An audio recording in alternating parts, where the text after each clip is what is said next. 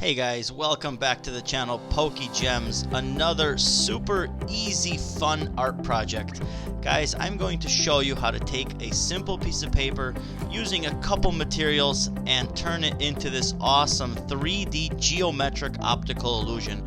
Guys, if you like these kind of projects, if you are an art lover like me, please make sure you hit subscribe, turn on those notifications, subscribe to the channel, and let's go ahead and get started. Alright, on this one we're going to start off with a regular piece of paper. And what I'm going to do here at the end, without measuring, I'm just going to sketch a diamond shape. Either like a diamond, or you can call it maybe a square kind of on an angle. And then come out maybe about 6 inches or so, and then just pretend you're going with a line to the middle and to each end, just super lightly with a pencil, because we'll go over this with a marker next. But basically what the pencil is for is just to give me kind of a basic idea of where I want to make my drawing. And guys, that's a really good idea to always do that, because you can always erase pencil, but you can't erase permanent markers. So if I started out with a marker and I kind of didn't like the way it looked, it'd be really difficult. But by starting out with the pencil, makes it much easier for me to kind of have a little guide on where I want to put my marker lines. And then at the end, it just takes a second to go through and just erase those really light lines. And that way you don't have to go through and waste paper and go over it a few times. So that's what we're going to go ahead and do in the beginning here.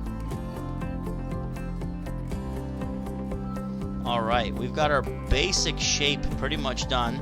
Next thing I'm going to do is I will just create some lines on top here. It doesn't matter how they are. Try to space them apart fairly evenly, maybe about a ½ inch or so. Create some lines on top of your figure here. That'll help later with the look of the 3D geometric look.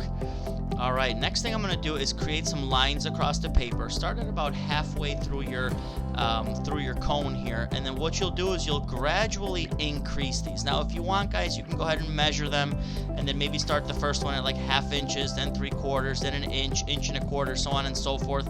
I don't think it's really that important in this case.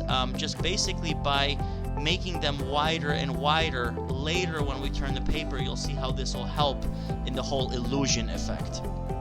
Alright, once we're done with those, we'll go ahead and do some shading.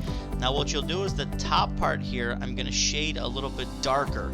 And later you'll see why, because when we turn the paper, the top part will be kind of the shadow behind our figure, so it's going to be a little bit darker. So what I'll do is I'll press a little bit harder here, and then just a little bit lighter on the bottom. And then what we'll do at the end, we'll go ahead and smudge this with a cloth.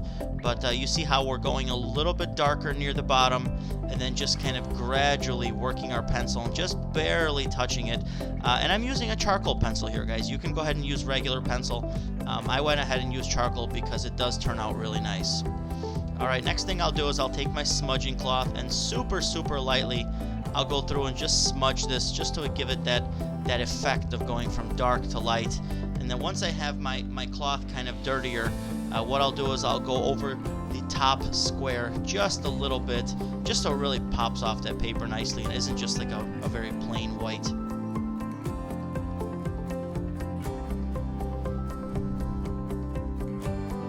Maybe what I'll do is I'll go over this bottom portion here just a little bit more, just to make it just a tad bit darker, so really that shadow pops off the paper there.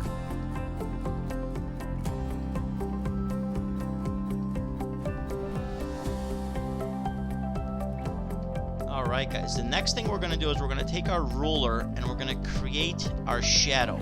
So basically picture your shape here, picture that kind of a cone look you have, and pretend that basically kind of comes off on the bottom and gives you an approximate cone. Now it doesn't have to be exactly perfect, guys. Shadows are not perfect. So basically this is just a shadow of your figure. And I'm not going to go over the edges with the marker because I don't want it to show up super dark, but I'm just going to give it just a really light edge with my pencil here, just to give me a guideline of where I want to stop the shadow. And then just really lightly just put some of that pencil there. And then what we'll do now is we'll go ahead and we'll shade that too. I mean, we'll smudge that because it is a shadow, so you really want to just smudge just slightly.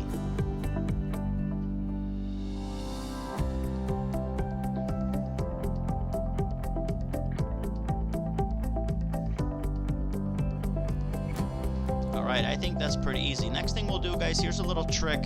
I did tell you guys in the past that the charcoal pencil I use is really nice because it's really nicely erases, is use your ruler. Put a nice thin ruler down right on the line that you want to erase up to, and then go ahead and erase right up to it. And then, like always, I use a paintbrush. I've got one dry paintbrush that I always use for those pencil shavings or any kind of eraser shavings, because sometimes when you use your hand to kind of wipe those shavings away, you don't want to smudge your whole project. So if you use a nice dry brush like so, it just really gets rid of them very easily. Alright guys, we are almost done. Next thing we're going to do is we're going to cut it. So right at that top line that we drew, we're going to cut along that line and then basically around the entire figure. So we'll cut all of this off here like we're doing so.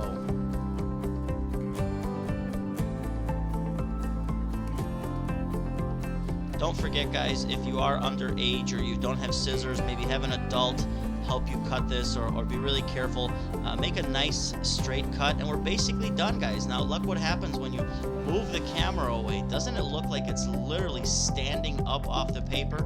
Such a cool, easy project. So simple materials, guys, and you too can make some awesome geometric figures. Guys, don't forget to hit subscribe.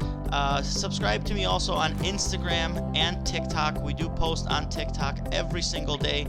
I do have an Instagram channel and Facebook, guys. Look me up as Pokegemz. Check out my website too, www.pokegemzart.com. And guys, if you haven't done so, please hit that subscribe button, turn on those notifications, and I will definitely see you guys on that next project.